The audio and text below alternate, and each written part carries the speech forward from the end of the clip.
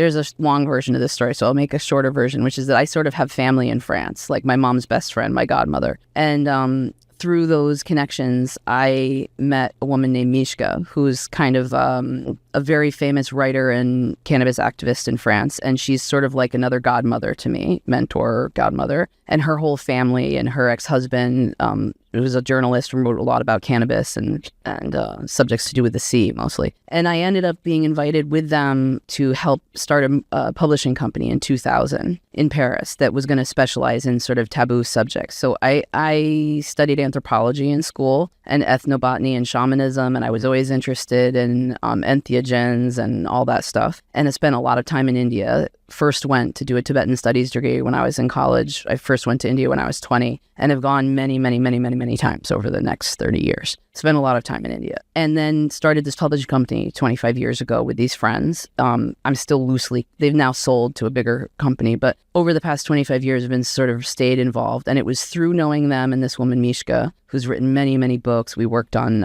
a lot of books to do with shamanism, to do with, well, we did Jorge Cervantes' books, William Texier from General Hydroponics. And by doing them, you're translating them into French. Yeah.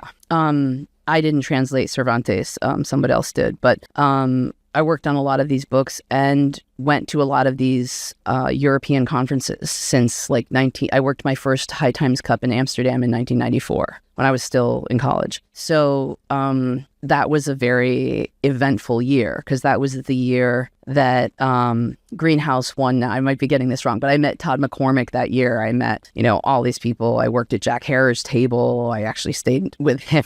I didn't have a place to stay. The whole... You stayed with Jack Herer? Yeah. And his daughter. Just to be clear. Yeah.